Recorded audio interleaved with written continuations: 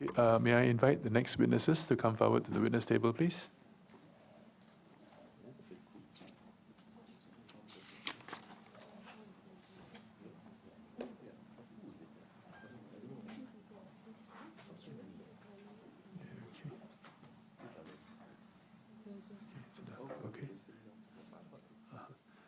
Okay. For the record, could you please state your names and also your positions in the organizations that you represent, starting from Mr.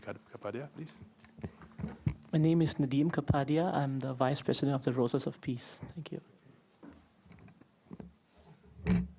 My name is Abbas Ali Muhammad Irshad. I'm the founder and president of Rose of Peace. Hi, I'm Jonathan Tan Ping Sen, Director of Committee Outreach for Roses of Peace. Good afternoon, Zulkarnain Abdul Rahim. I'm a lawyer. I'm here in my personal capacity.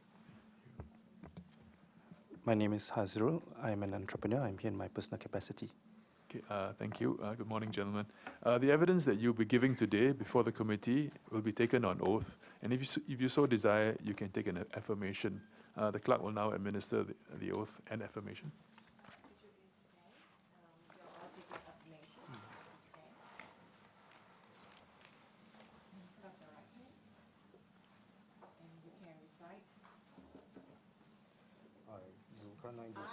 I,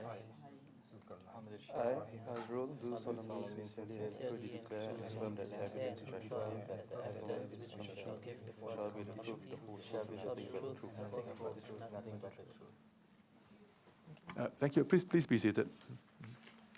Welcome to the public hearings on the Select Committee on Deliberate Online Falsehoods. The focus for today's evidence gathering session is for us to ask you to put questions to you, and you have all taken a solemn obligation to answer our questions truthfully.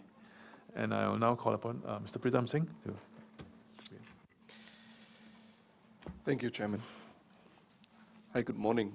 I will deal with the evidence provided by Mr. Hazrul Azhar Jamari first. And I refer to his submission. Is it okay if I refer to you as Hazrul? Yes. Thank you. Hazrul, I'm going to go through your submission, your two-page submission, and ask you some questions about some of the comments that you've made. You say, right at the beginning, just after your introduction, in this day and age, citizens have the perception that traditional mass media isn't telling the whole story. Sometimes they refer to new media that contain alternative views to get a better understanding of the issues. Is this your view of the situation in Singapore, at least among your peers and your friends and colleagues? Yes, that's my personal point of view. And you say then when it comes to inaccurate news from either of these branches of media, the existing regime for retraction and possible fines might already be sufficient. Yes, that's right. You then move on to say that the spreading of falsehoods via messaging such as WhatsApp and Facebook sharing has been extremely common. And then you go on to say for the Malay community, these falsehoods usually touch on a communal or religious nature. This is hypersensitive territory, and attempts to manage this needs to be handled with white gloves. Can you share more about your experience with some of these falsehoods that have been transmitted through various platforms based on your personal experience? Thank you. Based on my personal experience, several years ago, I noticed on social media, on Facebook, of videos in Syria spreading around of beheadings and whatnot, pitting Shias versus Sunnis. And this kind of information or videos is being received by the local community here, and as we can see in the past few years, there has been some tensions between the local Sunnis and Shiites. And that's what I've noticed. I have a few Shia friends myself, and they have experienced the same kind of discriminations also. And you would say that these tensions between the Sunnis and Shias has been worsened by the exchange and transmission of these postings or even stories or WhatsApp chats, whatever they may be. Yes, that's right. You speak of your experience in dealing with some of these falsehoods, and you have, on your own accord, actually tried to deal with some of these by setting up a Facebook page, which is an incredible act of civic duty. And you use the hashtag Haram Debunked. Can you share some of your experiences, why you set this page up, and how you think it could actually help the public discourse? I set this page up, I mean, it's just purely for fun in the first place. But it was accidental that we discovered a few, I would say, falsehoods that were spreading around on social media like Facebook and WhatsApp. The ones that I can bear testimony to is the no pop cubes that was spreading around on WhatsApp as well as on Facebook. This particular falsehood was that I believe an elderly man found pork cubes in a grocery store, a local grocery store. So he was pretty surprised because, to his best knowledge, no was halal, right? And it created a sense of panic within the community now that is no longer halal and whatsoever. So I felt that this was a knee-jerk reaction. It was spreading like wildfire, and I took the initiative to contact Unilever myself and asked for clarification. And Unilever did respond within the day and informed me that they do not distribute or sell or import any non-halal stock or no stock into Singapore or Malaysia, because they come from the same supply chain. If there are any, they are from other factories in Philippines or Thailand. And what may have happened is a parallel import that was trying to serve the local Filipino community.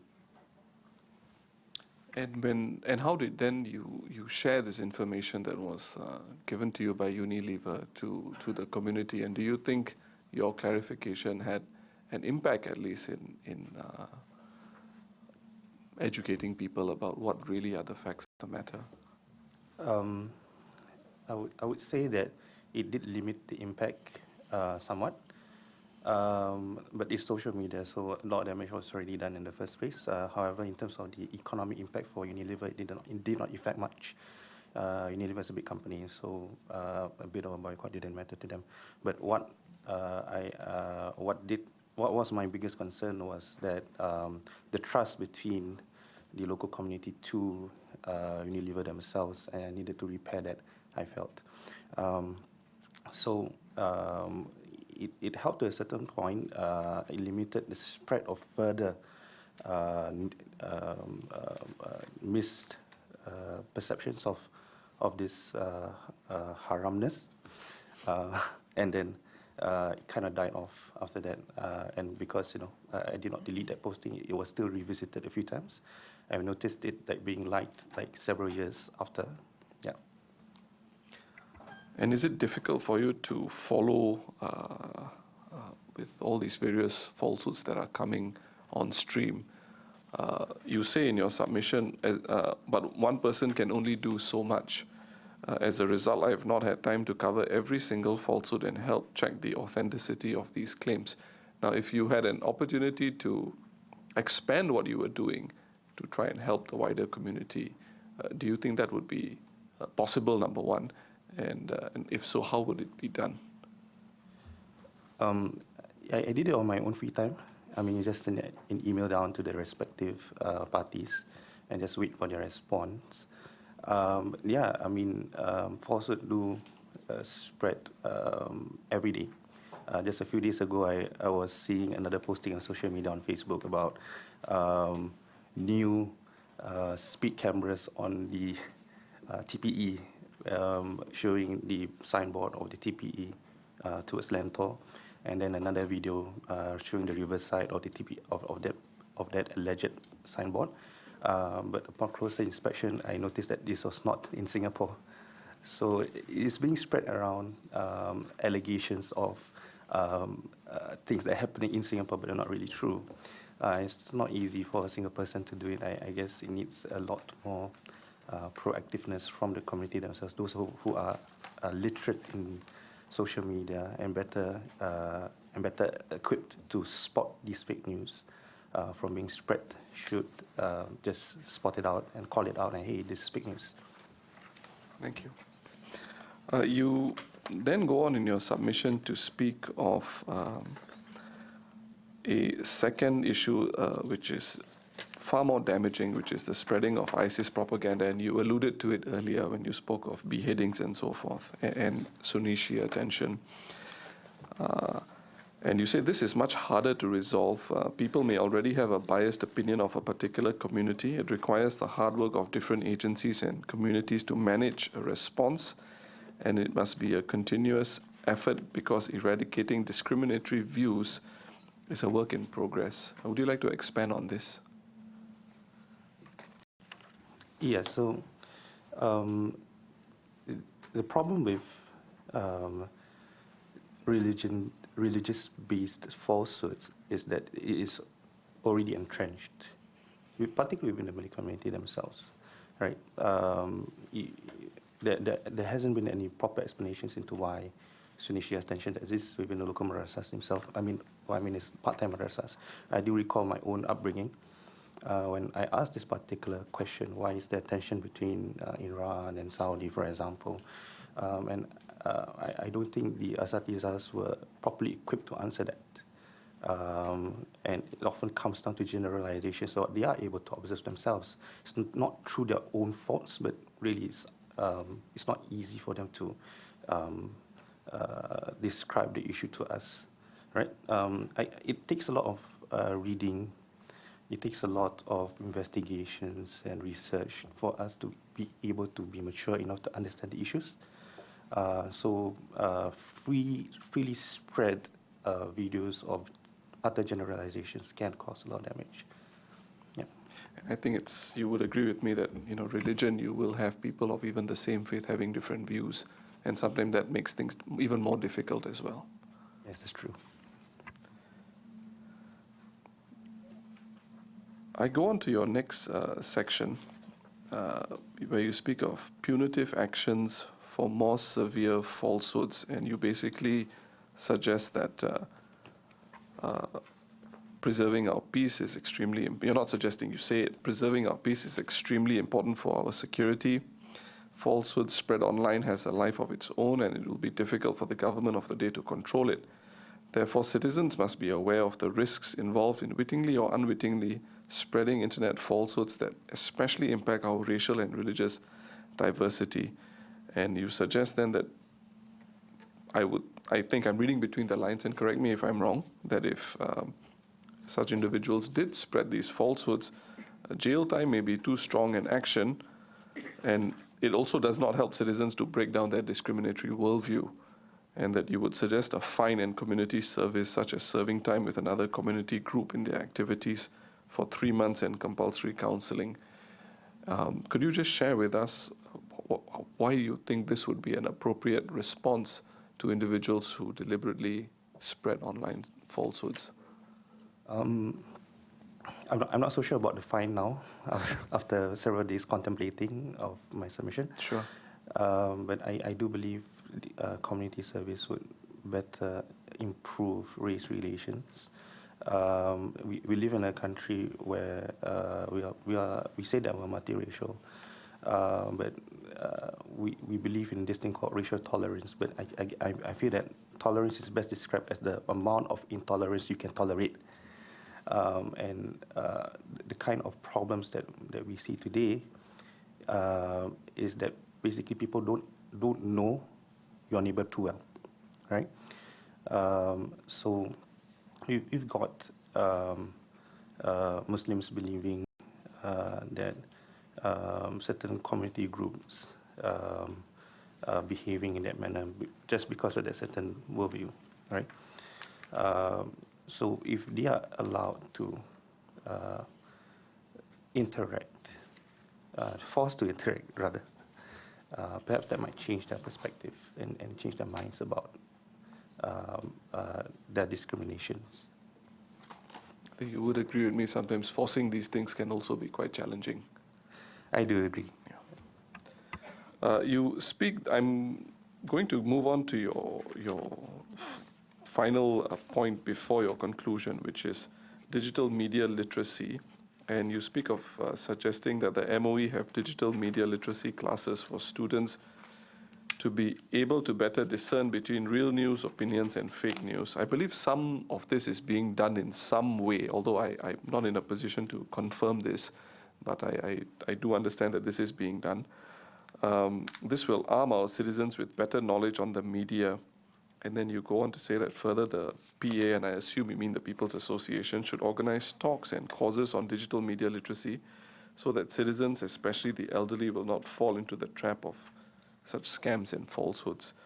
Just to clarify, do you think there's any other way that you may have shared with your friends and colleagues about arming citizens with better knowledge on what to read, what not to read, or what should actually, what should on the face of it qualify as fake news, and that they should not be sharing such news? No, sir, actually no. My point of view, education is the first weapon that we need to deploy. And it has to be based on the youth today. I'm not so sure about the elderly, we can try our best. But at the end of the day, if our young people cannot distinguish between real and what's not, very sorry, then what you will get is that you will continue to have a perception of distrust in the mainstream media, and people will look for other outlets to find the source of truth, right? So if you are able to arm young citizens with that capacity to distinguish fact, distinguish opinions, then they are able to be better informed and come up with more robust arguments and have more civil discussions in the future. Thank you, Hasrul. Chairman, I have no further questions for the witness. Ms. Rayu? No, I'm going to do one. Thank you, Chairman. I will be asking a few questions to the different members in the panel, but may I begin with Mr. Zulkarnain, because he has made some representations in Malay, and if I may be allowed to also ask him some questions in Malay? Yes, of course.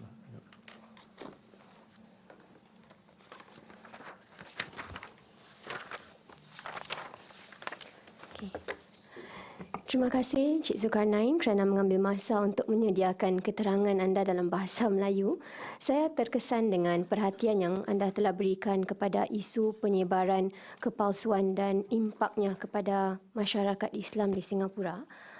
Izinkan saya menyingkap sedikit beberapa perkara penting yang telah anda ketengahkan dalam keterangan anda yang diberikan, ya.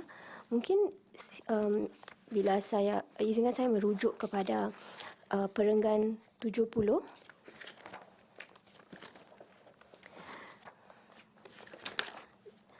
dan 71 juga. Di situ anda menyebut... Okay, Ms. Rayu, you like the translator? Okay.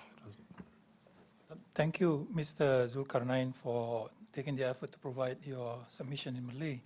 I am particularly encouraged by the attention you've paid to the issue of the spread of on deliberate falsehoods and its impact to the Muslim community in Singapore. And allow me to recap a number of key points that you have presented, and I refer to paragraph 70. Ms. Rayu, you can proceed. Di perenggan 70, anda menyebut tentang bagaimana pengesahan itu penting bagi masyarakat Islam Singapura kerana selain daripada berita palsu, kita mungkin terdedah kepada informasi atau ajaran agama yang berlandaskan konteks dari negara luar yang mungkin tidak sepadan dengan konteks kita di Singapura. Dan informasi itu juga mungkin diterima oleh pihak-pihak yang tidak bertauliah dan tidak diiktiraf atau daripada negara asing atau asalnya mungkin kurang pasti.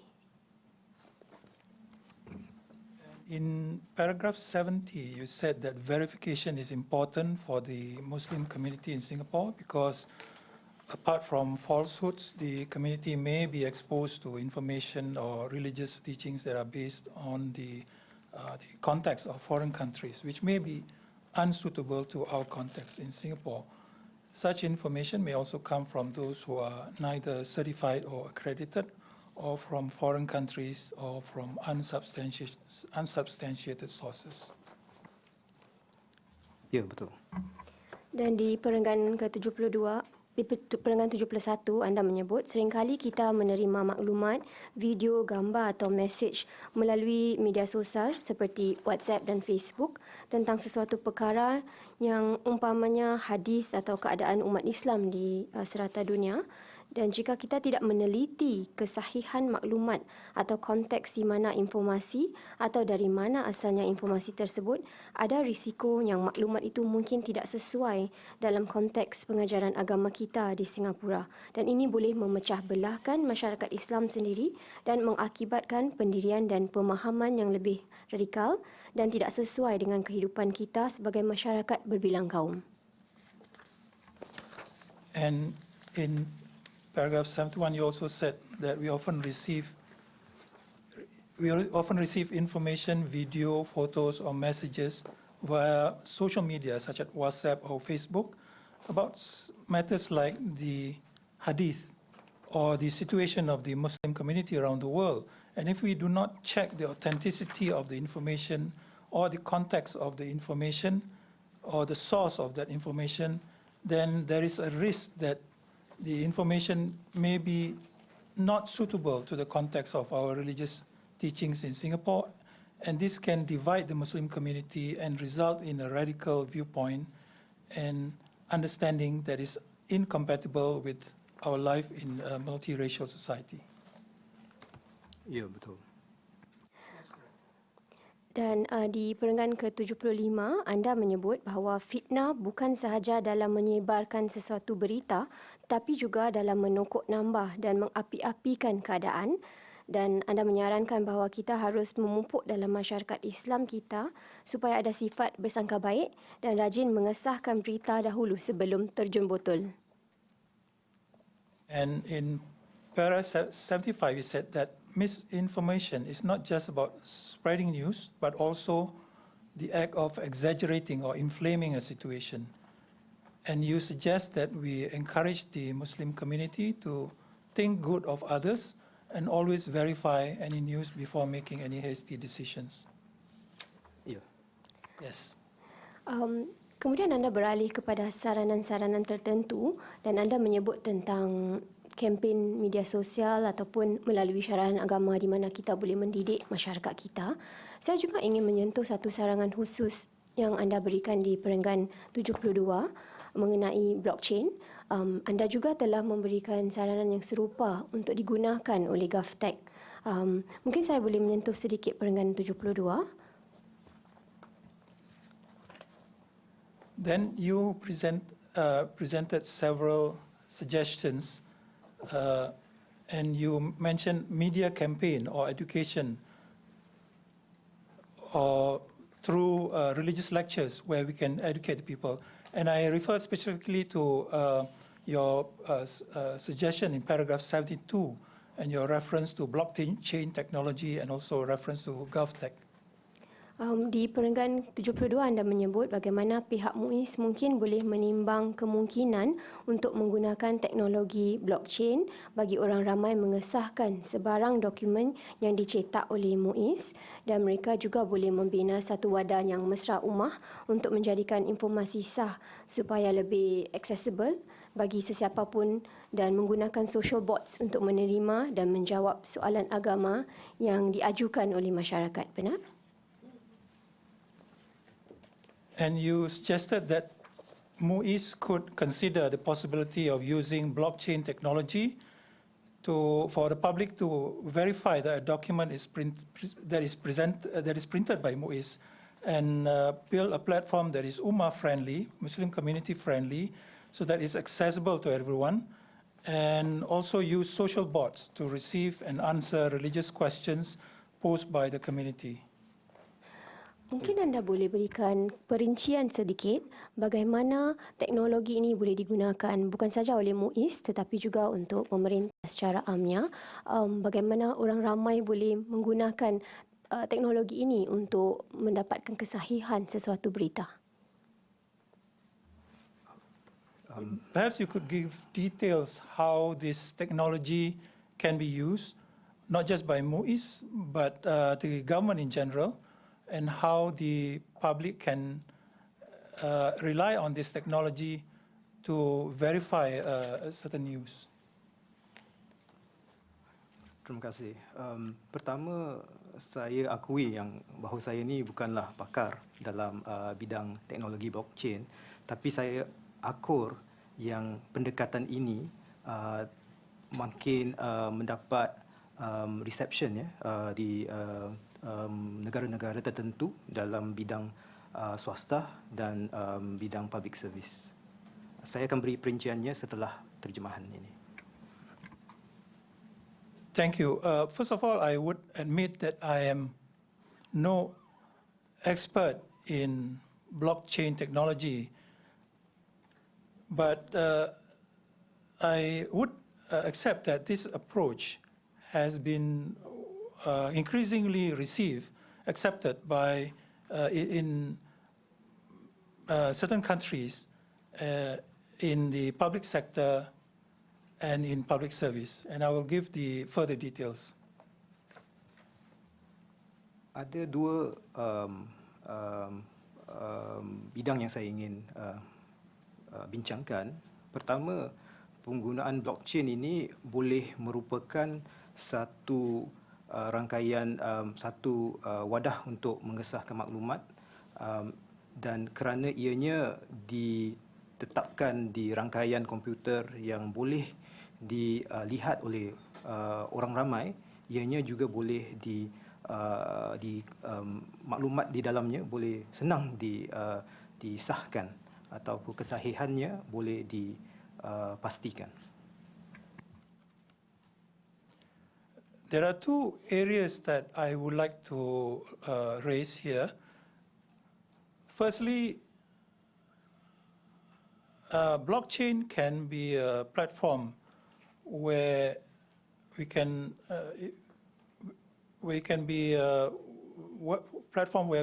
verify information, because it is in a computer network which is accessible to the public, and the information is easily verified, and the truth of it can be verified. Seperti contoh yang saya berikan, di negara Belgium ada sebuah syarikat swasta yang telah menerima padah kerana mendapat satu berita palsu tentang bisnes mereka, dan ianya mengakibatkan saham syarikat itu habis turun dalam harganya, dan mengakibatkan banyak kerugian dalam syarikat itu.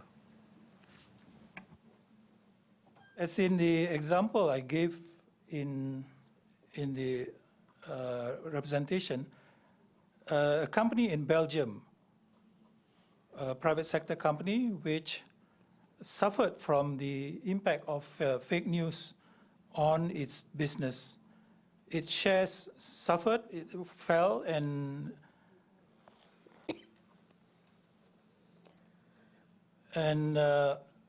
went down in a short time, and the company suffered a lot of losses.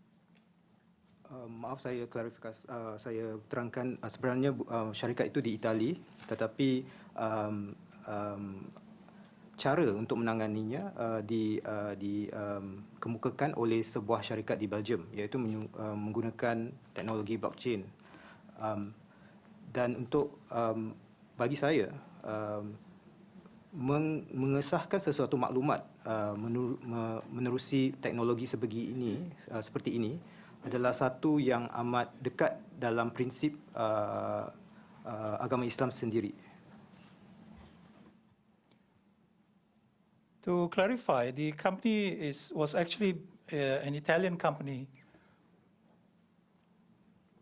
but but the verification was done in Belgium using blockchain technology.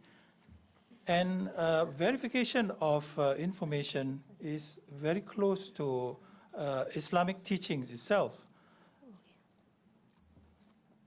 Seperti yang saya tetapkan dalam hujah-hujah saya yang tertulis, memang ditetapkan dalam ajaran agama Islam sendiri itu adalah untuk mengesahkan sesuatu maklumat dan menggunakan, kalau kita lihat bagaimana riwayat ataupun hadis ataupun wahyu yang diturunkan daripada satu perawi hadis ke satu yang lain, ianya dapat disahkan kerana ramai orang yang mendapat maklumat tersebut daripada sumbernya, iaitu Nabi Muhammad sendiri.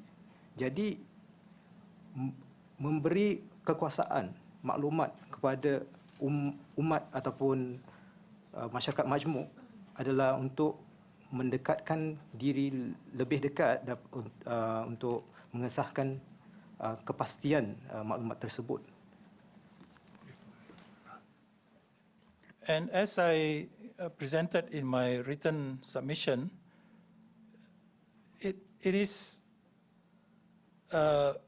encouraged in Islam or enjoined in Islam that we should check information.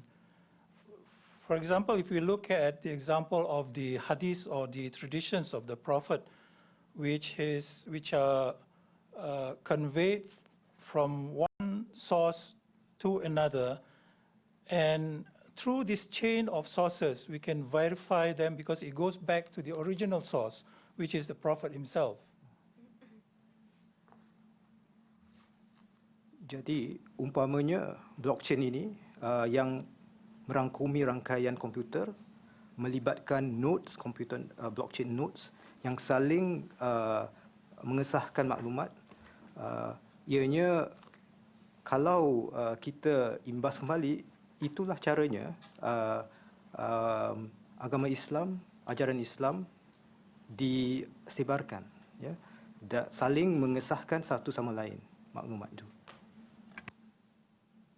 And so, an example of blockchain technology, which is a network of blockchain nodes, they mutually verify each other. And that's also how, if you refer back to Islamic teaching, that's also how it is taught. We verify with each other the sources of information. Jadi itulah sebabnya saya tertarik pada saranan tersebut. Itu pertama. Yang kedua caranya ialah yang telah dikupas oleh semua pihak sebelum saya, iaitu meningkatkan social media literacy di kalangan masyarakat kita. And that is how I was, that got me attracted to this proposal. And that's the first one. And the second one is, as have been presented by other representatives before me, and which is to enhance social media literacy in the people. Mr. Pritam Singh? Chairman, I'll go on to Mr. Zulkarnain Abdul Rahim's submission. And I understand it's in 3 parts, and I will just go through the submissions that you made and ask some questions about some of the remarks that you've put forth. Straight to part 1, and I'm going to page number 2, paragraph 6. The popular term fake news is a mischaracterization, and it fails to convey the subtle nuances of the various degrees of misinformation or disinformation out there. And then you go on to reference Claire Waddell's now quite famous spectrum of the various types of information, misinformation and disinformation. And at para 12, you suggest to us, the committee, it is important to understand the types of online falsehoods into the various categories of misinformation and disinformation, because this may be able to guide the select committee to propose recommendations on appropriate sanctions or interventions depending on the varying degrees of complicity or liability in a particular situation considered together with the degree of harm posed, whether actual or potential harm. And I think this is very useful because it seems to me that you're suggesting a spectrum of responses also to the problem. Would I be correct to say that? Yes, sir. And do you have anything else to add to this particular paragraph for the committee's benefit in terms of how we can deal with some of these problems? If I may, the spectrum of this misinformation all the way to up to disinformation, to me, is something that we have to seriously consider, because we do not want to have a disproportionate approach towards the propagation of information that turn out to be false later on, where a person unknowingly taking the subjective mens rea, whether he or she knows that that particular information is false. However, I would then suggest, if I may, that there must be an outlet of verification for our citizens, our residents, to actually check, verify whether such information is false or not. I say this because, and limited in its scope, to only information that may affect our institutions of the democracy, our parliament, our courts, our police system. I mean, every day they are defending our democracy. It is time for the citizens to defend them instead at one point in time. So if you don't have an outlet for citizens to actually check the veracity of that information, then you cannot, in good conscience, I think, penalize them for not having discharged that duty. It is a cumbersome duty to be the arbiter of truth in that circumstance, at that particular context, at that particular time. So I think, whilst I don't suggest a strict liability approach, and I don't think the courts have adopted that, I think that to have a soft touch, you have to have an outlet for that particular mechanism to collate instances of potential falsehoods. Then we can nip it in the bud. That's my humble submission for that. That's all I wish to add. Just building on to that, so you're suggesting a body to be that source of verification, and if so, if I can just push the point a little, what would be the composition and form of such an entity? To be honest, I've not thought that far, but as I said, I would like to limit it to the scope of protecting the institutions of our democracy first. And I think we can start out with an easy way to verify whether a particular document, press release, emanated from our key institutions. For instance, MAS, or a press release from HDB, for instance, so that we don't put our the independent, or we don't put those institutions at jeopardy or at stake. At the very least, in that regard of information relating to that particular agency or institution. Yeah. I move on to paragraph 19 of your submission, and I'll just go through your remarks here. Singapore has a high internet penetration of 81%, according to the Reuters Institute Digital News Report 2017. In terms of news consumption, a large proportion of Singaporeans obtain their news from online sources, including social media, and Facebook and WhatsApp are the preferred social media and messaging apps. You go on to say, hence it is more likely that online falsehoods are shared through Facebook and WhatsApp. It is thus important in Singapore's context to see how we can raise awareness and heighten vigilance, especially on these popular platforms, correct? Yes, sir. I then jump, and this, of course, since it's dealing with information absorption and how the public actually gets its news, to section H on responsible journalism and informed citizenry at page 10, where you speak of, I believe, the same report, and it says that Singaporeans have clear brand recognition of the news provider where the conventional media sites like Channel News Asia and the Straits Times are known for accurate and reliable news sources, but the other sites are mainly known for entertainment. Hence, it is important for the conventional media sites to build on this branding and to be the go-to news provider for accurate and reliable news. And then you go on to say, however, a low percentage, 23% and 29% of the respondents in the report believe that the media is free from political and business influence.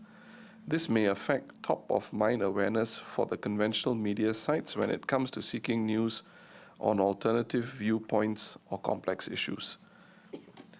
You then go on to say, we cannot exclude viewpoints that we disagree with from society. By shutting out those viewpoints, they will only manifest themselves through other avenues by emerging in the form of a satirical meme, misleading photo sent through WhatsApp message, or a trolling comment on a Facebook post. And those are just the mildest forms of manifestations. And in the next paragraph, you say, therefore, there is a need to inculcate a vibrant environment of journalism which provides for alternative views to be aired responsibly and fairly. Can you share your views and comments on the current state of the environment of journalism in Singapore and your views on it? I can't say that I'm an expert on journalism, the sector, but there's a perception that mainstream media has certain content where it is very fact intensive, very accurate, but it takes a long time for the information to be disseminated on mainstream media. On alternative websites or on alternative media, there is also that perception that it airs alternative viewpoints than the conventional ones that we see on MSM, mainstream media. And that actually attracts internet users or readers because they have an outlet to air those views, one, and also second, they have an alternative source for consumption of news. It is just like a product. When there's diversification of products, there would be different segments in the market that would consume such news. However, I relate back to the survey itself, which actually brands those mainstream media as being at the top of the minds when it comes to accuracy of information. How they transform themselves from a print to a digital media platform that engages youth and senior folks is something for that particular industry to overcome in that challenge. And I think it is a challenge that they have to hit the call and find ways to engage on the alternative sites, whether it is by a rebranding of themselves on that particular site through another platform, but governed by the same strict obligation or if I may say, strict adherence to journalistic professionalism, which we see in this MSM media, then maybe it could be that those readers on those alternative websites would consume such news as well. So I think that this is something for the industry to look at how to transform themselves beyond traditional conventional methods and how to engage readers, particularly readers who are consuming alternative views and who want to be fed with other viewpoints and perspectives so that they can make an informed decision on a particular issue. Thank you. I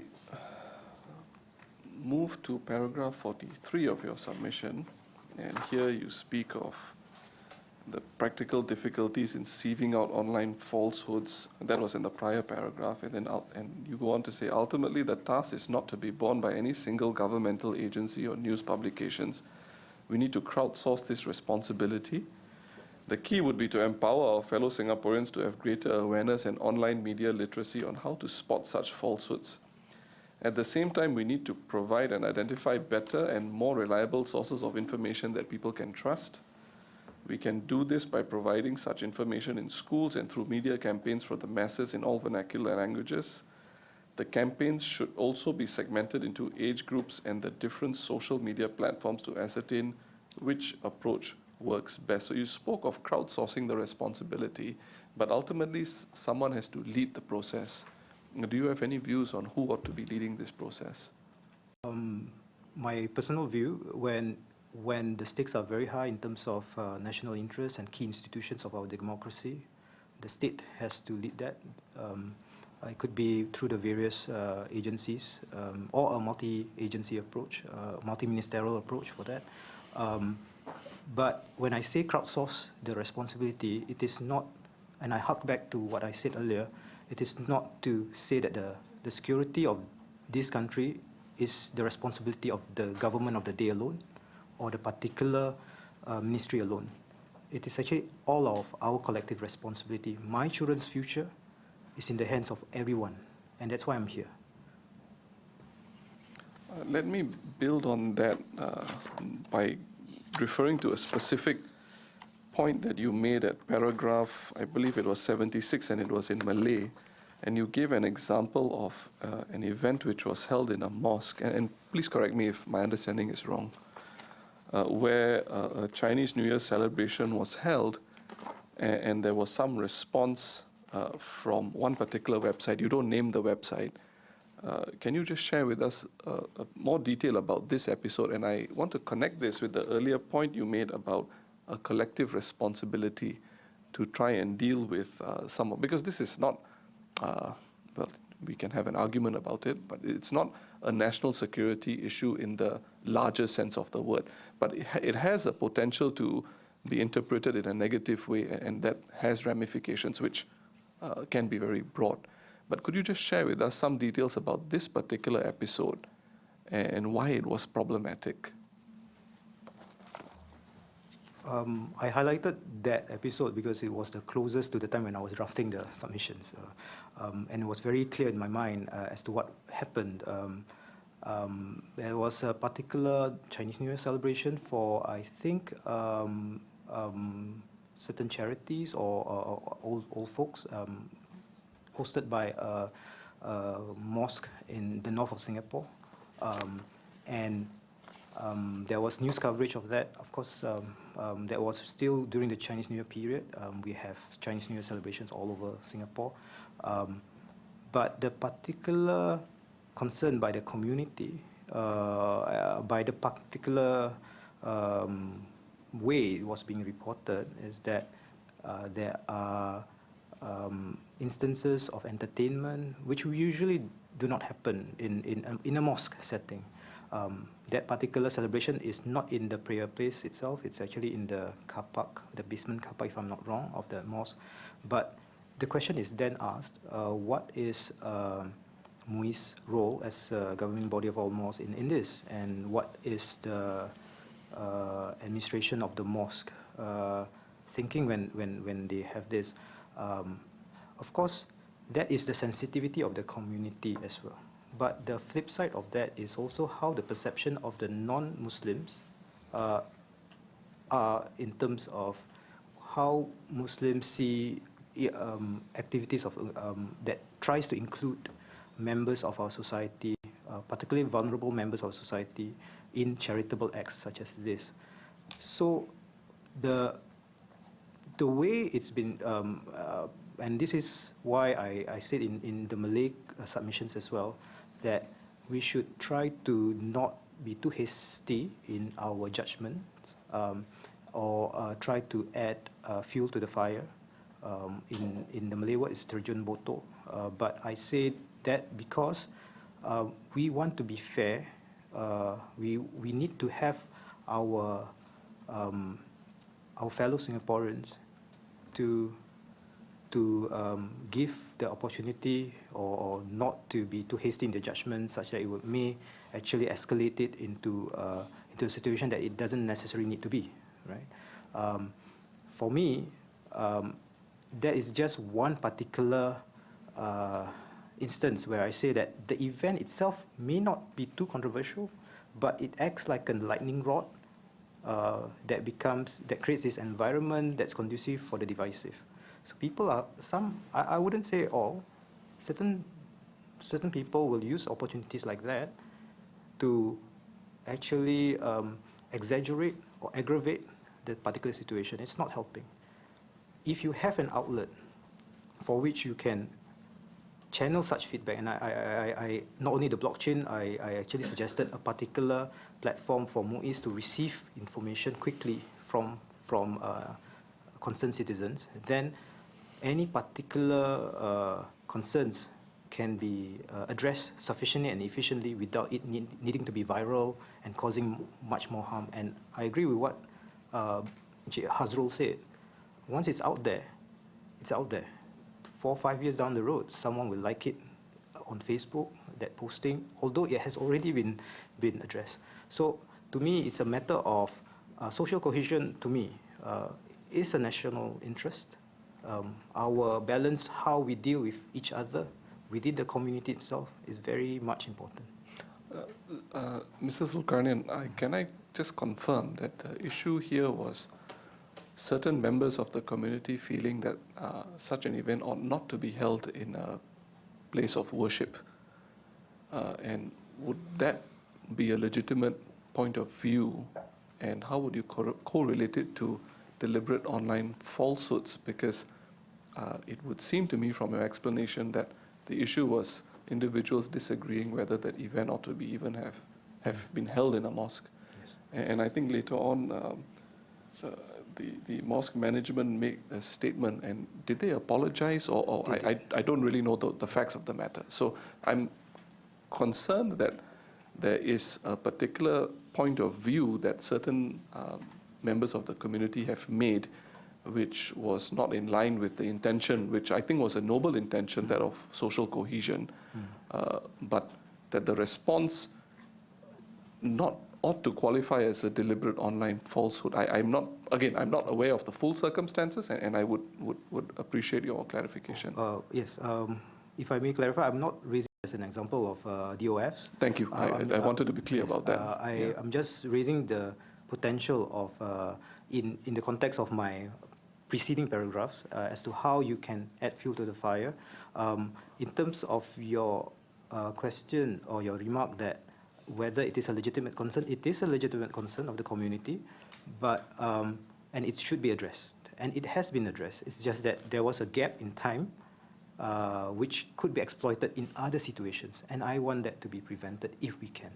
I understand. So the issue here is it could have easily actually been used to make things worse, or if somebody had some very negative intentions to try and drive a wedge in the community, they could have used the things that we've spoken about over the last few days to deliberately cause a rift between certain people. And you would agree with me that we should actually try and prevent these things from happening. Yes, sir. Thank you.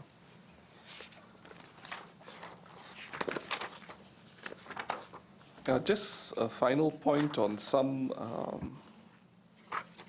other issues that you raised, and you referred to a particular legal case, Public Prosecutor versus Tang Kun Huan in Paris 60. And I think it's important for me to read out what the Honorable District Judge Matthew Joseph in that case said for the record. This is at paragraph 60 again. A moment on the internet is forever on Facebook. In a multi-racial and multicultural society like Singapore, where peace and harmony among our people and mutual respect and tolerance can never be taken for granted, and also in a rapidly changing world where values are constantly being challenged, the price to be paid is incalculable for our tiny nation of Singapore. If the courts do not impose deterrent sentences to rein in irresponsible and extreme online postings, the courts will also not shy away from imposing appropriate sentences that must reflect the public interest. And you would agree with this from the court. Yes, sir. You go on then later to identify other remarks made in that judgment, and there was the particular individual in that case was a man who we would all think is someone of a very significant status in society, a polytechnic lecturer. He had received awards for his teaching, and the court went on to say that he should have known better, but he did not know better. And he taught many, yet he did not teach himself the perils of posting extreme content on the internet. Either the accused was consumed with rage, or he was careless, or he just did not care for the consequences of his actions. That was his sad downfall. And this is the part where you, in your submission, you bold and underline. And you say, while the accused had the freedom of choice and expression, he did not have the freedom to choose the consequences of his actions or the outcome. This is a subtle distinction that many fail to appreciate and find out only when it is too late. As has been said, to have a right to do a thing is not at all the same as to be right in doing it. And you would agree with the court's view on this matter, of course. Yes, sir. The last clarification I have is for you, Mr. Zulkarnain, is in paragraph 64, where you say on the financial aspect, and you were talking about preserving our multiracial and multireligious harmony, and you say on the financial aspect, investor relations and confidence issue, we should also look at revising the relevant legislation to encompass offences caused by deliberate online falsehoods that may lead to severe financial or reputational harm to Singapore or any of our key institutions, even though such falsehoods do not incite violence or hatred, cause racial or religious unrest or seditious sentiments. A stiff penalty on the responsible corporate officers or a fine or financial compensation by the corporate entity should be a deterrent factor. Can you expand more on what is the point you're trying to suggest here? Because you're looking at going beyond the high water issues or high watermark issues of racial and religious sensitivities to other matters. I believe this is the only paragraph where I actually made the suggestion beyond the social landscape. And I say this with the interest of protecting, safeguarding, defending our key institutions in mind. I hark back to the case of the Italian company's case where there was fake news being spread about the particular Italian company's CEO, if I'm not wrong, and that wiped out their market share almost the same day. I probably think that we should have the same kind of approach to safeguard institutions in our in Singapore that are susceptible to changes in market forces that actually would be impacted by investor confidence if deliberate online falsehoods are expressed about them. So they are not necessarily, it will not necessarily have impact in the social setting, but ultimately it would. Immediately, it would actually impact that particular agency or maybe a stat board, the level of confidence that the public or investors have in them. That is what I'm trying to get at paragraph 64. Thank you. Chairman, should I go through with the Roses of Peace as well? Thank you. Mr. Zulkarnain, thank you so much for sharing your views. I do appreciate it. I go on to our friends from Roses of Peace and your submission. Before we start, could you just share a bit about how this initiative started, how it is funded, and what are your plans going forward? Because I understand in your submissions you feel that you have a role to play to address some of these, the fake news problem, if I can call it then. That's Go ahead. Right. Thank you, panel, and thank you for the question. Rose of Peace was started back in 2012 when I was still a student at SMU, Singapore Management University. How it came about was in the weeks leading up to the 9/11 anniversary in September. There was a film that was published earlier, I think in August and July, called Innocence of Muslims Back in America, which caused a lot of uproar and protests all over the world. And in the weeks leading up to 9/11, Charlie Hebdo published a caricature of the film based on the trailer that was put forth on the YouTube channel. As a result of that, it further inflamed the sentiments and received a lot of condemnation from world leaders. Back in Singapore, as a student, I was at that point in time heading the SMUA the Political Association, as well as the Islamic Business and Finance Society, as we were called back then. Now it's been subsumed under the Muslim Society after it was set up. In that capacity, I was approached by a senior of mine who wanted to do a sit-in protest at SME Campus Green. And in that capacity, she wanted me to support that protest. However, what I felt was, perhaps there could be other ways of addressing this issue. And I could really empathize with her because as a Muslim, she felt really let down by the media globally that's been portraying and vilifying Muslims based on the response caused by the protests and uproar globally. So what I told her was to gather, whoever's keen to make a difference and to perhaps, we'll see what options we have, what we can do. So we gathered a bunch of students, and then we wanted to go back to what is it that fundamentally they want to achieve. They want to show that Islam is a religion of peace and harmony. Islam and Prophet Muhammad, peace be upon him, who came with the message of Islam, basically was there to spread the message of peace and mercy and harmony and cohesion. So we thought, how about we do something else, perhaps, give out a greeting card with the saying of peace from Prophet Muhammad, with cookies, balloons, etc. And then we thought, we came across a video online that people are giving out roses, and I thought, why not, we give out roses with the greeting card saying of peace. So fundamentally, that was how it was conceived. And when we went out to give out the rose, what we were, intending to do was to, give out all over Singapore. And we needed volunteers, and our non-Muslim friends were really forthcoming to help us do so as well. So we thought, we are living in Singapore, which is a multi-religious society, multicultural, multiracial society, and and instead of just spreading the message of peace by Prophet Muhammad, also include messages of peace from Jesus Christ, from Gautama Buddha, from all the various faith background, to show that every religion preaches peace, and we wanted to show the unity in the regard. So that was how Rose of Peace was conceived, and we have grown over the years. And our volunteers have, keep coming back and expanded. And what activities does Roses of Peace Roses carry of out Peace, now? instead of just, in addition to just giving out the roses, annual distribution of roses, and most recently last year we gave out 10,000 roses across 20 locations in Singapore with about 300 volunteers mobilized.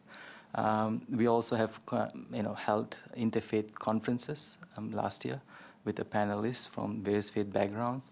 We have also got a youth forum that we have held also last year, and also we have done a charity drive, giving, having an interfaith iftar and giving biryani packs to needy families last year as well. And over the years, it's a volunteer-run group, and we have just registered ourselves as an official organization last year. And our funding, as you're asking, primarily comes from the Harmony Fund that's administered by MCCY. We also tap on the National Youth Fund, administered by the National Youth Council, as well as the Singapore Kindness, Ground-Up Movement Fund. So we rely on grants. We don't accept donations because we want a registered entity. Neither do we accept sponsorship as yet, because only now that we have registered as an official entity, we're applying for charity and IPC status. We're intending to apply. Okay. Yeah. Thank you. I will move on to your submission proper now, and specifically, you identify fake news as a destructive force in the digital age. It exploits social fault lines and undermines racial and religious cohesion. And you suggest that there should be action taken not just through legislation and government policy, but ground-up initiatives by citizens and civil society. And I'm assuming that Roses of Peace is one such initiative. That's right. You also say that currently the government has taken the lead role to counter fake news, but this effort can at times be viewed been viewed with suspicion. The missing piece is the participation of citizens. There needs to be a concerted partnership between the government and responsible citizens to counter the growth of fake news. You then move on to speak of certain initiatives that you suggest, and you're talking about this two-tiered approach to tackle fake news. And specifically, you suggest a digital playbook to equip citizens with requisite knowledge and tools. Could you just share a bit more on what this digital playbook entails? Sure. Thank you, Mr. Singh, for the questions. Perhaps before we share the two suggestions or proposals that we have, we could just talk about two areas or gaps that we identified in coming to these solutions. Please do. Thank you. So the context behind the proposals stem from two areas that we thought were gaps that we could step in. The first was unequal levels of critical media literacy across the population. I think today in the newspapers, Reach just published its findings from its survey, and 1 in 2 Singaporeans indicated that they are not sure in terms of how they can discern and decipher fake news. So that was one area that we identified. And the second area was lack of safe spaces, especially for the youth. They want an opportunity, a platform to talk about some of these issues, understand them better. So really the lack of critical literacy online, as well as lack of safe space, led us to these two solutions, which is the digital playbook, as well as working through our network. And Irshad will guide you through the digital playbook idea. Thank you. Before I move on to the digital playbook idea, we recognize the fact that there needs to be a clear plan of action. And it's involving a whole nation effort, not just a ground-up initiative or just the government. So, and as the Minister for Law and Home Affairs described in his earlier public hearing, tackling fake news will require a multi-pronged approach, and we agree with that, which takes into consideration effective legislation, government policy, as well as efforts by corporation, non-profit organization, religious organization, civil society, and ordinary citizens. And we note that as a ground-up initiative, we want to play a role in this effort and help to foster a greater awareness and understanding. And that we note also that the online falsehood aims to do many things, including sowing discord among racial and religious communities, exploiting fault lines, undermining public institutions, interfering in election, as well as democratic processes, and weakening countries thereby. Our focus for Roses of Peace specifically will be on falsehood that sows discord between racial and religious communities. So I just want to put forth that. And with regards to our digital playbook idea, or the plan proposal, is basically we approach it from the perspective of education plus engagement equals to empowerment. So that's the framework they've took. And the digital playbook is intended to serve as a guide and a resource to equip fellow citizens with the knowledge and tools to discern and counter fake news or deliberate online falsehood. And we intend to work with organizations such as the Media Literacy Council, which has put together infographics on key ways to identify and respond to fake news. The Media Literacy Council has also developed existing guides, especially the MediaWise guidebook that's on their website, to educate citizens on media literacy. It contains good frameworks which hope to build on to educate and engage citizens on this fake news agenda. Especially, I just want to highlight two frameworks that they have on their website. They mentioned about the CSI framework, where evaluating information, when evaluating information, we should consider the credibility, the source, and the intent of the article. And also the Think framework, where before you post or share a particular post, you have to ask yourself, is it true? Is it helpful? Is it inspiring? Is it necessary? And is it kind? So I thought these are already existing frameworks that are out there. And how can we amplify these efforts that have been done? So that's where we thought we can contribute.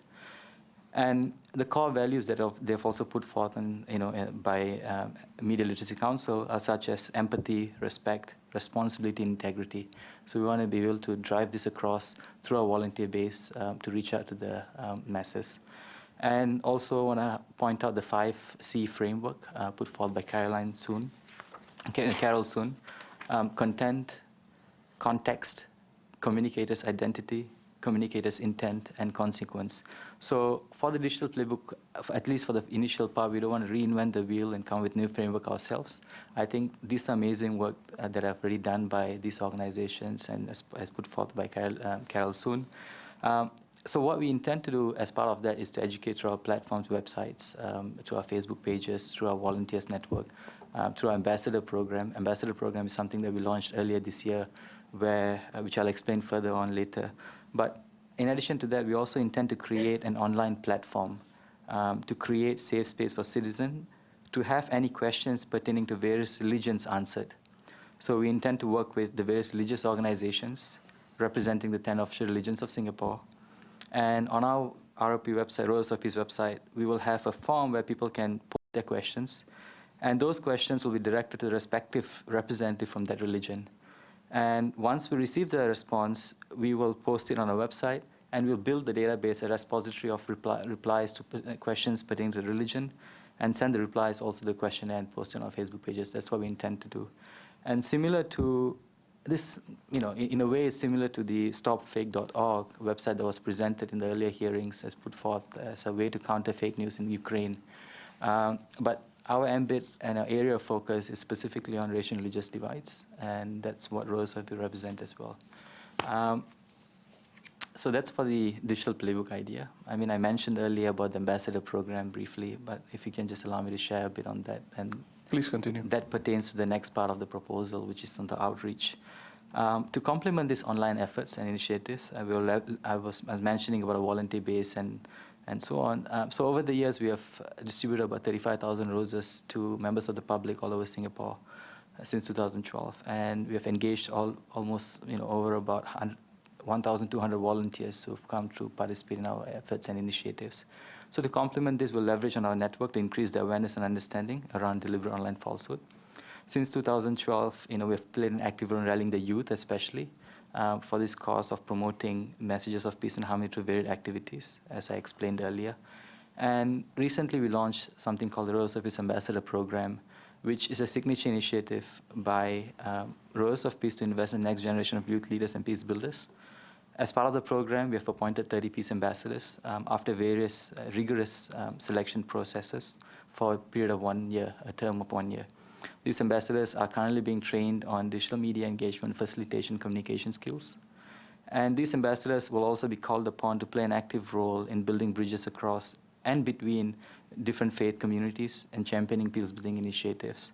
So as part of their responsibility, we asked them whether they would be keen to be, to be engaged on DOF and countering fake news when it comes to racial religious harmony.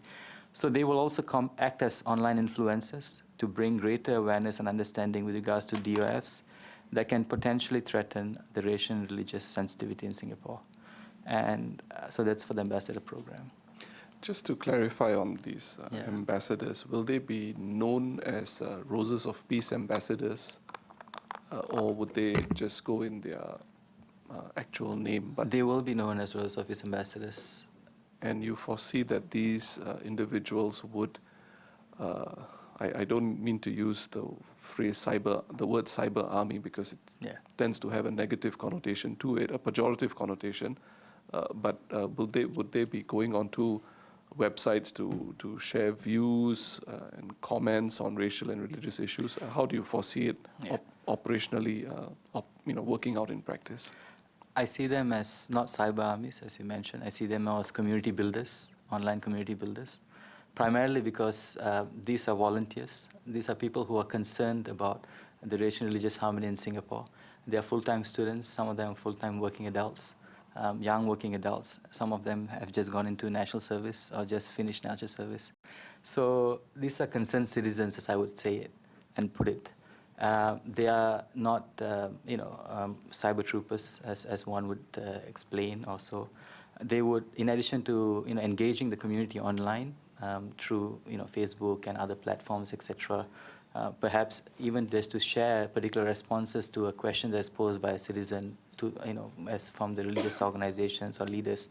They would also be engaging in offline initiatives such as building their own mini projects or so-called peace-building activity, cohesion-building activity. Our vision for Roses of Peace essentially is to build a Singapore that is cohesive, that's empathetic and resilient. So the efforts of the ambassadors would be to portray that and to contribute towards that cause. Thank you. I just want to open the mic to Jonathan. Jonathan, do you have anything to share with regard to the submission made by the by Roses of Peace? Because you are the director of community outreach. Any suggestions for the committee or any views that you think we should bear in mind as the select committee report is drafted? Okay, thank you, sir. So basically, what I'm looking at, so we have launched the ambassador program. Then from there onwards, right, we can expand the network down to the heartland itself. So we'll be launching the advocate network itself. So it's that the advocate network will be working with different regions, organizations, so the youth group, and they act as the multiplier on the ground itself to share the messages about race and harmony, and so what is the DOF also. So they work closely to share, those elderly and also those non-IT savvy, how do they communicate, understand why is those concerned, and then we can divert them to the online space also to ask them questions. So to spread the message across different segments in Singapore. Thank you, Chairman. I have no further questions for the witnesses. Thank you, Ms. Chia. Thank you. My question is for actually Mr. Zulkarnain. Under Section E of your submission, you referred to transparency, and I think you heard my question to the earlier witness in relation to the disclosure of sponsorship content and authorship, for example. In a scenario where a person is perpetrating a deliberate falsehood, how likely is the disclosure going to be true? Thank you, ma'am. So I do admit that it's not a one-size-fits-all solution. It is a multi-pronged solution.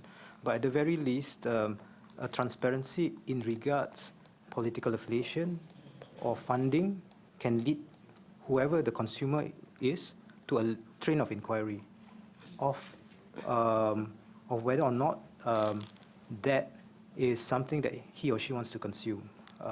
I say this, I make an analogy to nutritional fact sheet of information for, let's say, particular consumption goods, right?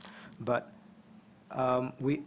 in effect, with any kind of legislation, there are people who will try to circumvent it, who will have corporate mechanisms in place, structures in place, to mask the particular funding or the direct funding.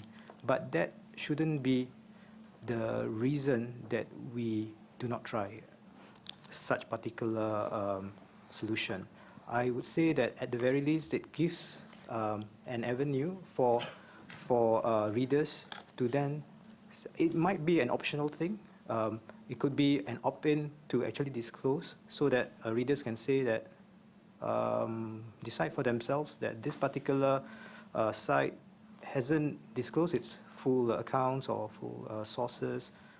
Do I want the choice? I make the informed choice whether or not to rely on such information. Indeed, I mean, having disclosure is better than none in that at the very least you could say that you told a lie when you should have told the truth. But I think the danger here also is that it might lead people to think that the content is reliable when it should not be. So again, I think there should be some weighing, some balancing of the pros and cons in this particular approach. Do you think? There is a pro and con, but you can actually give the impression that a particular news site is credible or not, even without having to resort to full disclosure or saying that these are my finances and all that, by actually having a branding, a certain kind of branding to a portal that seems to suggest that it is not, it is totally independent when it is not. I'm trying to suggest a way that allows for readers to have the option of that additional information. If that information hasn't been forthcoming or hasn't been disclosed, that particular reader can actually make the necessary queries with the particular news organization. But even if after that information isn't forthcoming, then the proof is in the pudding. So perhaps it does also rely a great deal on the diligence and the media literacy of the readers themselves too. Can I move on to Section J of your paper in relation to the legislative framework?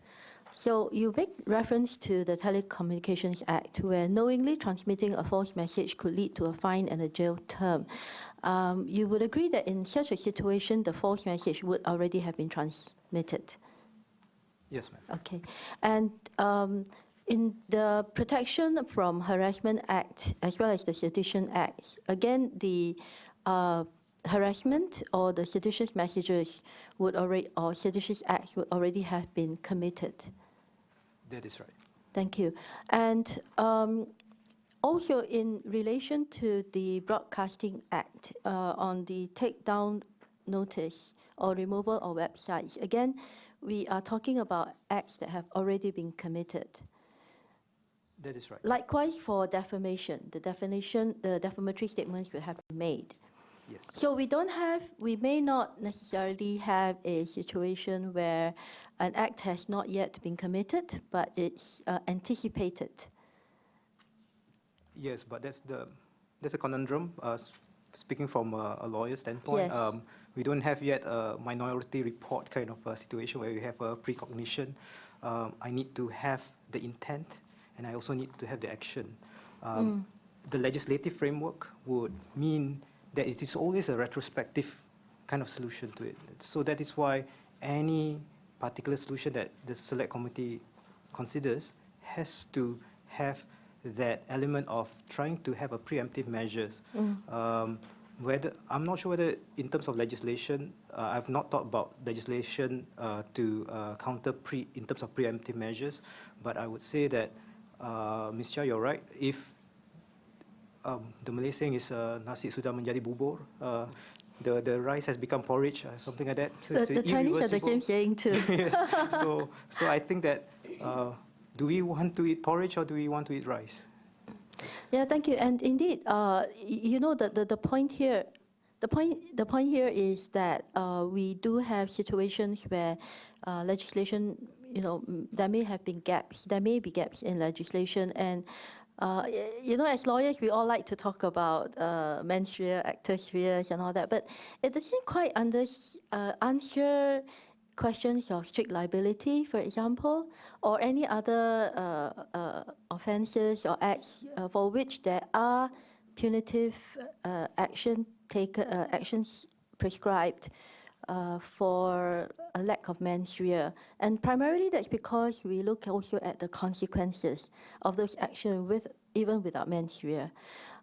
So I think perhaps what we could be looking at, would you say that, again, in the context of what you shared about the judgments that have been read out to us and also in your submission, that there are also circumstances, therefore, that we could potentially have legislation to tackle situations even where we do not have maybe a burden of proof to prove that mens rea existed.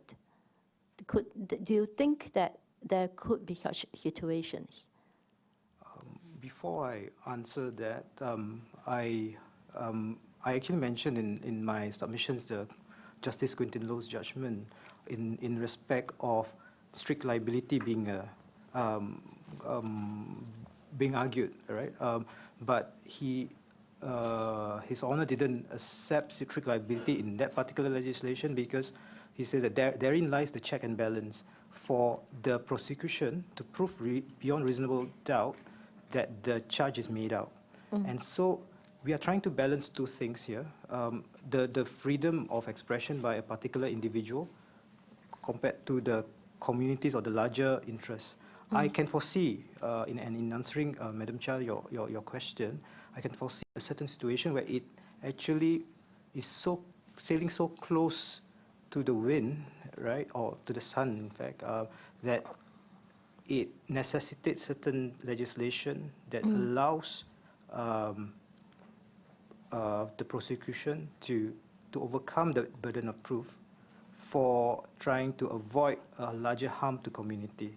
I can foresee some situations where it maybe concerns national interests, but for that we have the Internal Security Act as well, and I'm not too sure the nitty-gritty or the details of any situation. But if you are trying to consider, you should actually consider and be open to any particular possibilities. I think, thank you. I think we definitely will need to consider a whole spectrum, and sometimes, invoking the ISA, not that I'm in government, but I would imagine as a lawyer that invoking ISA for deliberate online falsehood may sometimes be too extreme a measure, and it may not be something that we necessarily want to do. But what could be important would be to actually contain and anticipate a particular falsehood. And I think if you were here earlier also, we heard one professor from Dartmouth University, and he shared about how they were able to have AI that anticipates the circulation of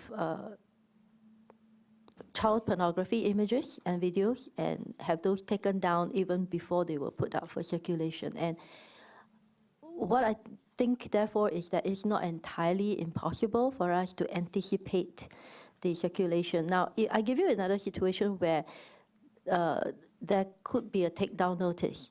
And as you also are aware and shared with us, something could have been taken down, and also Hasrul, that something could be taken down and years later it could resurface and be circulated because it's just nesting somewhere else. And so that kind of situation could also be anticipated as well. The point I want to clarify, therefore, is that we have an understanding that perhaps there are gaps within our legislation, and we may need to use legislation in a very prudent and calibrated manner to address the evils that we seek to address. Yes. Do you agree? Yes. Yes. All right. Thank you. Mr. Rahayu? Just to wrap up that point on legislation, I just want to clarify with Mr. Zulkarnain. You at your paragraphs 49 and 50 made references to the Broadcasting Act, and I note your reservations in your discussions with Ms. Shah earlier. But in respect of deliberate online falsehoods, and to the extent that we can actually put in legislation in place, because you spoke about expansion and refinement of current legislative framework. May I just confirm that you are broadly aligned to the idea that we may need to close gaps and there may need to be new legislation put. In particular, I think at paragraph 49, you spoke about further refinements to subsidiary legislation of the Broadcasting Act and the Internet Content Regulations. And paragraph 50, you spoke about the supporting the suggestion that it's perhaps timely for the Political Donations Act, Societies and Public Orders Act to be extended to the realm of cyberspace. So I just want to understand where you stand in your appetite for legislation in this regard. I mentioned about the certain scenarios where there are possible expansion and also refinements to the legislation, and I do agree that there are some gaps in the legislative framework, which as of now, from the line of questioning that Ms. Chia asked me, you can see that there are certain gaps that doesn't cover situations where it is actually that has that for DOFs that have been perpetrated but have not yet taken effect to the full scale of it. But the potential of harm, I would say humbly, that should necessitate some changes to close that gap. Yes. So in broadly, you accept that there may need to be new legislation to address some of the concerns we have? Yes. Maybe if I just move on to paragraph 41, because you had suggested that as part of licensing requirements or code of governance, there should be firm declaration of commitment towards identifying and eradicating online falsehoods by all online news sites or social media platforms. And I think to some extent you spoke about this earlier in your response to Mr. Singh. I just want to understand, especially in the context of the values we hold and how we want to make sure that the preservation of certain standards are in place. Why do you think this is necessary? And actually, what sort of standards do you think we should hold our online news sites and social media platforms to? I think it has to be a two-way street. it is not just about legislation being put in place, but it's also for the players, the industry players, to actually make that journey to meet us halfway, to actually be fully committed that this is something that they are that they will eradicate or combat DOFs in particular and take down even if there are certain legislative gaps. Because I'm foreseeing that this is an area where it is ever evolving. There could be potential newer ways to disseminate information beyond what we imagine it today. To have legislation that keeps on being amended, bills being passed in Parliament to counter that is one way, but to also have the industry players to do their best and utmost best to be put to the stringent standard that we say align to our values here in Singapore is something that I think should be done. So I suppose this is aligned to what you say, that everybody has a responsibility and everybody has a role to play in making sure that we maintain certain standards within our community. Would that be right? Yes. Chairman, just one last question to Mr. Hazrul. It's just really out of curiosity because as part of your submission, you had mentioned parody sites that clearly indicate that their articles are just for fun and are not to be taken seriously, should be exempt from, I suppose, legislation or certain, issues with regards to deliberate online falsehoods. I'm just wondering, where do you draw the line in that sense? Because we do have certain strict principles that we adhere to here in as far as racial or religious values are concerned. And I'm just a little bit uncomfortable with the fact that just because you say, oh, this is just for fun, then it should be okay and you should not be liable, even though there's some sort of intent and it's clearly falsehood and it's clearly online and, there is intent to actually confuse or to rile out certain emotions. So I just wanted to know what your thoughts are on this and where do we draw the line? Thank you. Satire is an art form, and most of the time,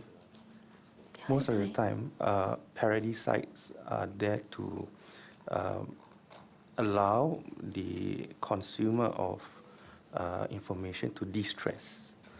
I think sites like New Nation, for example, which has been around for some time, it's not out there for a malicious reason.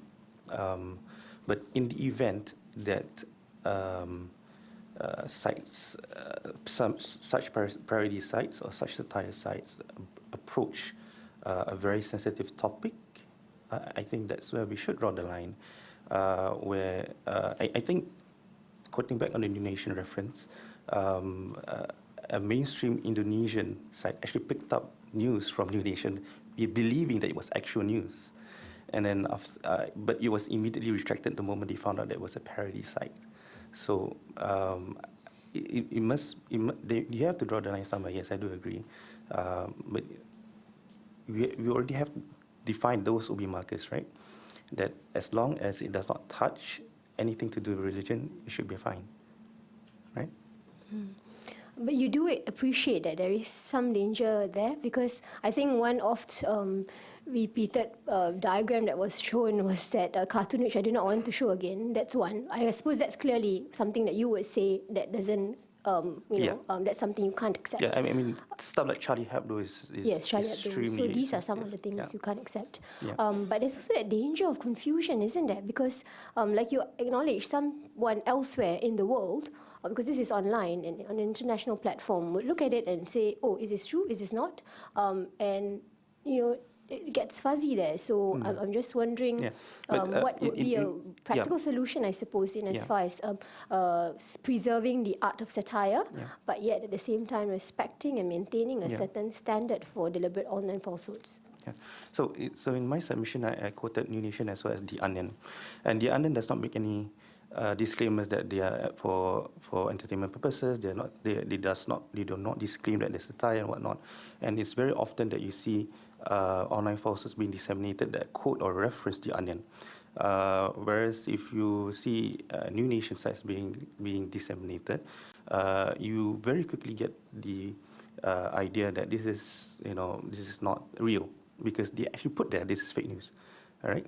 So you're already immediately informed. So I think it must be the responsibility of the media platforms themselves to place those disclaimers, all right? And it should be enforced in some way. I think Sites Like New Nation already took that responsibility to put such disclaimers. But if you want to legislate, I'm not sure whether that's the best way I forward. suppose Yeah. maybe this is where we disagree. I suppose when I go to a comedy show, I know that that platform is different. You know, people make fun of each other, and that's a different space. But an online platform where sometimes portions of it can be taken out and then shared on WhatsApp, it gets very confusing. So I suppose my point is that it's actually a very dangerous realm, and it's something that we may need to look at more carefully in terms of saying that, okay, because this is art, this is satire, we don't penalize. I think at a certain juncture, we do need to take certain steps with regards to making sure that people don't get confused, because the whole intent is to make sure that the truth prevails. But once that thing is out there, you know, and you know that masses are of different degree of understanding and appreciation. So my take and what I put to you is that it is a dangerous realm to say that we do give distinctions to certain websites who may just say, oh, I am just saying that it's false and putting it out there. But I think it's dangerous, and my view is that it may not be something we Would you should. consider Sites Like New Nation to register for those class licenses? You know, personally, I think that it's difficult because I may have a certain understanding, but if I show it to someone, my parents or someone, within my community, they may not necessarily appreciate the distinction and the difference. So that's where my concern lies. Okay, if there are no further questions, I'd like to thank all of you gentlemen for taking time to participate and contribute to this select committee process. We'll be sending you a transcript of today's events. Please go through it, and if there's any corrections to be made, please correct it and send it back to us. Okay, once again, thank you very much.